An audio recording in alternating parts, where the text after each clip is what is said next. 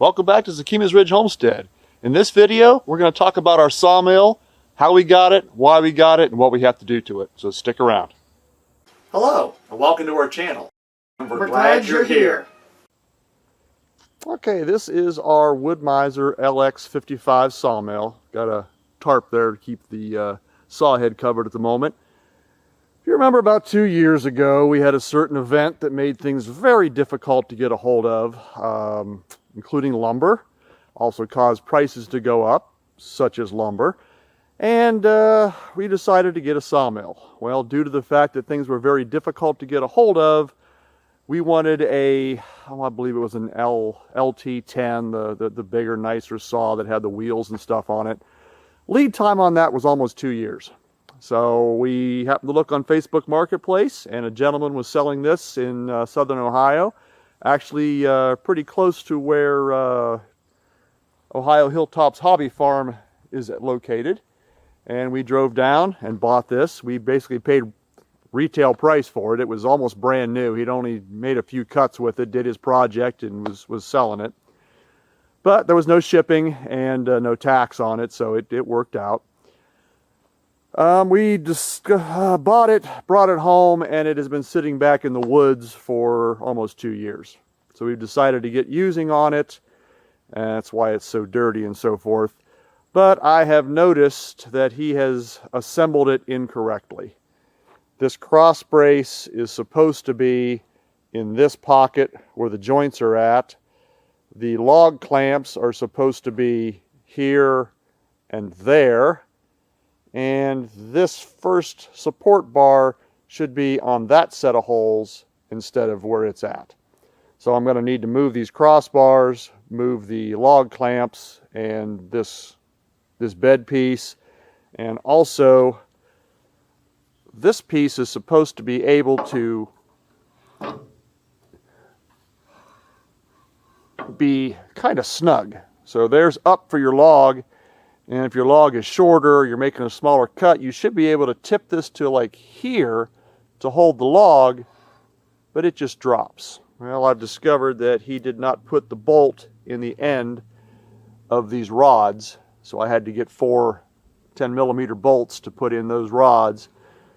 This rod should not turn, and this clamp should be just tight enough to allow this to turn with a little bit of effort so that you can put it in whatever position you want, and it'll stay there rather than drop down. And as you can see, he has it mounted on a 4x6 that is probably 1.5 feet, 2 foot short. It's short on both ends. We purchased the actual adjustable feet. They will go in these holes here. There's 12 feet, 6 cross members. So we will drop these 4x6s, put the actual adjustable feet in them, and then I'm going to cut the 4x6s and mount them this way underneath each foot, and then we'll move the saw back to the woods, to the cut location. We got a lot of wood back there to cut. I'm not going to bore you with all the changes on here. I'll just explain it to you what we're going to do, because that would be a long, boring video watching me move pieces to get it correct, but I'll show it to you when it's all done. Which side of the, here we did. This little fancy piece is what goes on the end of these log clamps in order to hold the logs in position, and somehow I lost one of these. We had two when we bought it, but one of them disappeared somewhere. I don't know if it's back in the woods or in the truck or where it's at, but I can't find it. So I had to order one of these, and that's when I ordered the adjustable feet for it. It's kind of funny. They wanted $32, $35 for this piece and $20 to ship it. I added the feet, and it went to $23 shipping. So that made it not quite so bad. But yeah, I wasn't going to spend $20 to have this shipped, which seems kind of ridiculous. It's made out of aluminum. It's pretty light. But yeah, they wanted $20 to ship that.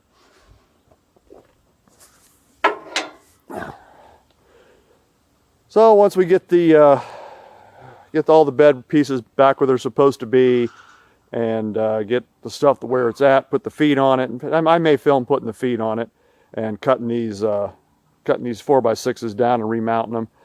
It's a pretty good height right now on the jack stands, but I'm sure it'll be a little bit lower with the feet on it. But that's not a bad working height where it's at. So we'll keep you informed on this as the progress goes along. Well, as I mentioned, I was going to also say why we got the sawmill, besides the cost of lumber and the supply of lumber, which has since pretty much come down a little bit, and the supply is there again. Doesn't do you any good to have a sawmill if you don't have wood to cut. Well, a couple years ago we started building this rifle range behind the property.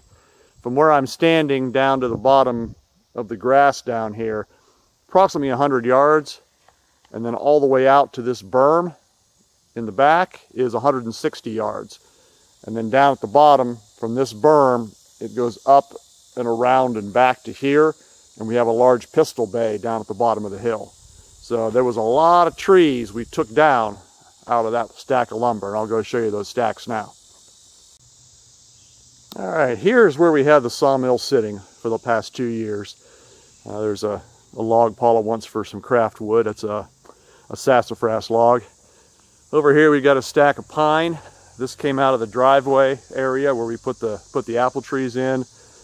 This stack over here is what I would consider saw logs. There's nothing fantastic variety-wise. I'm pretty sure, like this one here, I believe is an aspen. There's some poplar in here. I think that one might be a maple. Not sure. I can identify by leaves and so forth, but I'm not real good at identifying by bark. But there's nothing spectacular in here. There's no oak or anything like that because the property was logged a few years ago, so all the good stuff's gone. But these are all decent sized for some kind of lumber. I mean, for building sheds and stuff around here, I don't care what it's made out of as long as it doesn't shatter. The aspen seems to be a little brittle, but as long as we can get some logs out of those, those were all what I deem to be decent sized logs. And then over here we've got another pile here and another pile back there. And over here we've got two big piles, one here and one there. This is mostly firewood, but there are some logs like that one right there on the bottom. That's a cherry for sure. That we could probably get a couple boards out of. I mean, there's some up in the back of that stack as well. So as long as we can slice a board out of it, we'll slice a board or two out of it. The rest of it will turn into firewood. We're going to bring a roller table back here and set up a chainsaw on it so we can cut them to length. I know Ohio Hilltops Hobby Farm has a video where he did something similar for his slab wood. And then the smaller stuff like this, we'll do the same thing. We'll just cut it into firewood and split it and stack it back here. So we've got a couple years worth of wood. But that's the main reason we wanted to get a saw, is we knew we were going to have a lot of lumber or a lot of logs out of all those trees we took down, and might as well put it to good use other than just burning it. All right, well, we've had a development already. As you can see, the saw head is no longer on the mill. I went to take these 4x6s off, and as I did, the entire bed started to collapse down. I'm assuming because the braces aren't in the right spot.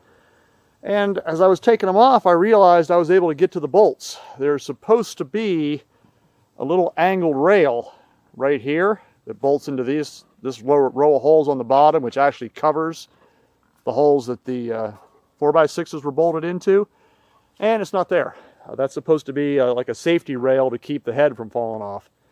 So I'm going to have to order that before I go any further. Trust someone to put something together correctly, and I guess it doesn't happen. So I don't know why someone would put this together incorrectly. The instructions are pretty specific, and there's even a video online about it, how to do it. But yeah, those pieces are gone, so I'll have to order those before I go any further. Dog playing with the raccoon over here. All right, we'll order those parts, and we'll continue from there. Okay, this morning I got everything redone on this sawmill bed. I moved that first piece from that set of holes over to this set of holes where it should be. I tightened the joints because these ends were floppy. Sorry for the noise, it's raining and I got an umbrella here. Moved the cross brace from this pocket to that pocket. Moved the log clamps from there to here. Same thing on this end. Log clamps from there to here, and that cross brace from here to there. So now this is the way it's supposed to be. And I added the bolts to the end of these rods. So now, as you can see, this clamp, or this log backstop, will stay where you park it instead of having it just drop down like it was doing before. And this one was actually seized onto this rod. You can see here where this had been sitting, and you can see on this end where it's rough, rusty and rough. This was on that end. I had to take the rod completely off and basically knock that piece off with a hammer and use some penetrant to get it to come loose.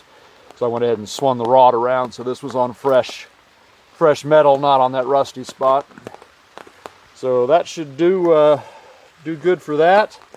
Now if I pick up on a corner, if I was to grab this and lift up, the whole bed will lift before that end section would like cock up and down. The way these work, this little clamp here draws the two together. You can see there's like a notch pattern in the end of these, and when you draw them together it lines them up perfectly and keeps them nice and stiff, and then you tighten these outer plates on to hold it. So I had to tighten all four of those up because the whole bed was floppy. Now it's nice and rigid like it should be. And as you can kind of see, I've got the feet kit installed underneath there. Not sure exactly what we're doing yet. Probably cutting these two 4x6s and bolting those to the feet. We may end up getting another long 6x6 and putting it underneath on each side, kind of the way it was before, but sitting on the feet, because we like this height. We think this would be a pretty decent height to work with. So we'll make that decision a little bit later. Here you can kind of see that pattern I was talking about with this notch. Then the other end has a matching notch that these just suck together and lines up perfectly straight. Pretty good design. Also, yesterday I ordered the catch rail for the head that's supposed to be on here that's missing, and the bolts. So hopefully that'll be shipped here in a day or so, and we can get this bed moved out back, and then we'll get it in position and then haul the head back and reinstall the head. We'll film that when we do that. So there's the update where we're at so far. Hopefully we'll be back working on this shortly. All right, we're a couple days later here. I've got the bed mounted on its new cradle. Those are all treated 6x6s. Did 36-inch across and 1 12-foot across the bottom. And it's sitting on 8 like patio pavers. That'll give me enough room to get the forks underneath there to pick it up to move it back in the woods where it's going to go. And that'll help keep the 6x6 off the ground a little bit over time. What I did was use this nice long drill bit and pre-drilled the holes down in through this 6x6 into the bottom one. I'm using these 10-inch timber screws, I guess you call them.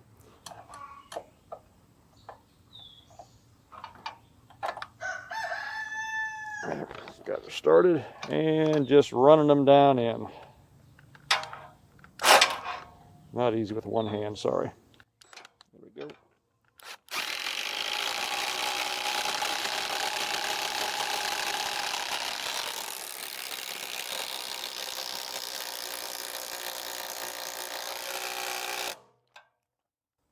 All right, that gets that all bolted down. Each foot has 2 of those bolts in it. They go all the way through the top 6x6 into the bottom one. Tightens it all together nice and snug. So now I will get the tractor with the forks, pick this up here in the middle, and move it back to where it's going to go in the woods. Once it's set up and leveled up on the patio stones, I'll be able to take a level across the deck and use the feet to level the deck perfectly. Once that's done, I'll go get the saw head, which will mount down on that end, and I'll probably go ahead and film mounting that saw head. That might be an interesting little chore by myself. Pardon me. I have received 2 shipments from Wood-Mizer. The one had the missing little bail clips and the missing saw adjustment guide and all the nuts and bolts for the safety rails. The second shipment had 1 safety rail in it. The other 2 are still back ordered. I have no idea why it's blue. I didn't realize Wood-Mizer made anything that was blue, but that's the one they sent me. So I'm not sure if the other 2 are going to be blue or if they'll be orange. Doesn't really matter, but so far I've received 1 of those and the nuts and bolts and so forth. So let's get this moved back there where it's going to go and get that saw head mounted. All right, here we are. Got it moved back in the woods. The old location was right over there. I want it out here where it's more accessible. Saw head will park at this end. Sawdust will discharge that direction. And that'll give me all this open area out here to load logs on this side. Got the head hanging on the tractor, ready to install. The bed is not leveled yet. You can kind of see there's a little bit of a gap there, but we're solid on the rest of these. I want to let it sit and see if it's going to sink in a little bit before I take the time to level it, because this ground's a little soft. So I want to make sure it's where it's supposed to be before I go to the time to level it. It's solid as a rock with those 6x6s, so it's not going to be moving, but we'll have to do that at a later date. What I've done so far, this bolt and this bolt are the side guide rollers. I've loosened all of those in the corners and brought them as far out as they will go. Once it's on the saw base, we can swing these in and tighten them up to adjust that. But I want those loose so that it'll drop on the rails better. I will go ahead and put you on the tripod, and we'll see how bad it is putting this saw head on. Okay, let's give it a shot.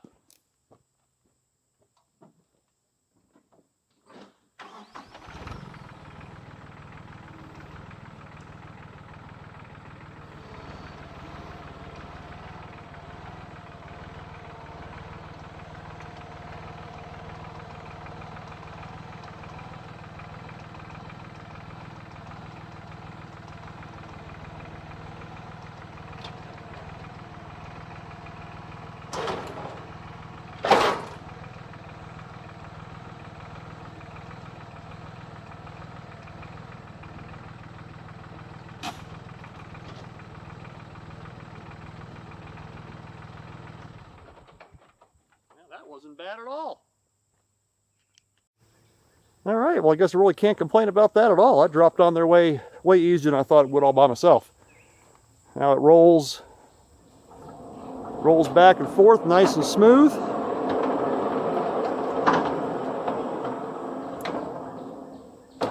I don't have the side rollers adjusted yet, just sitting on there. But I can't complain. Once the other 2 of these rails come in, like I said, I'm not sure if they're going to be blue or orange. They actually fit right in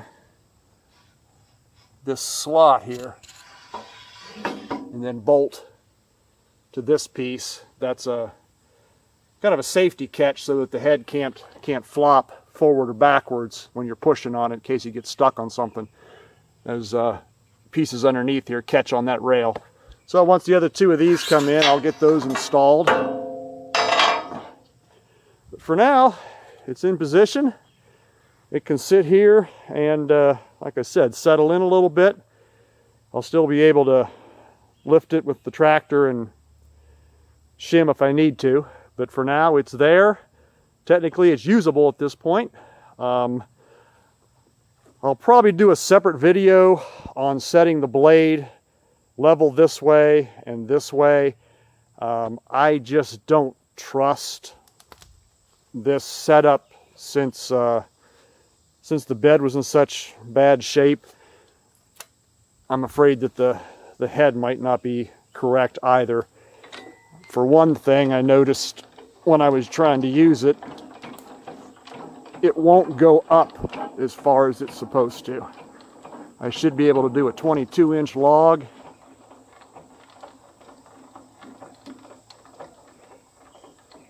And it binds right there. So I could barely do a 20-inch log. Should be down here at 22. So something's not right there. I'll need to look into that. I'm not sure what it's binding on, but something's not correct. Probably, I don't know, maybe these are installed upside down. It wouldn't surprise me with the other issues I've seen with this saw. So I'll have to look into that and see what the issue is. I'm almost betting these are upside down. They should be facing down. But we'll figure that out later. It does run. I had it running a little bit ago. When I brought it back here, I sprayed everything off with a garden hose because it had old sawdust on it, and there was some kind of mouse nest or something underneath the gas tank from sitting back here for 2 years. So, like I said, I'll give the saw head a good once over. In another video, I'll go over and see if those are actually upside down, which I'm kind of thinking they are. And we'll do a video on properly setting that blade. So I hope you enjoyed this video of our new to us, 2-year-old sawmill. Once we get this adjusted and ready to rock and roll, we'll be cutting some wood. There's plenty laying there, plenty over there, plenty over there, and plenty back there. So there's a multitude of videos cutting wood if we want to do them. Thanks for watching, and have a wonderful day.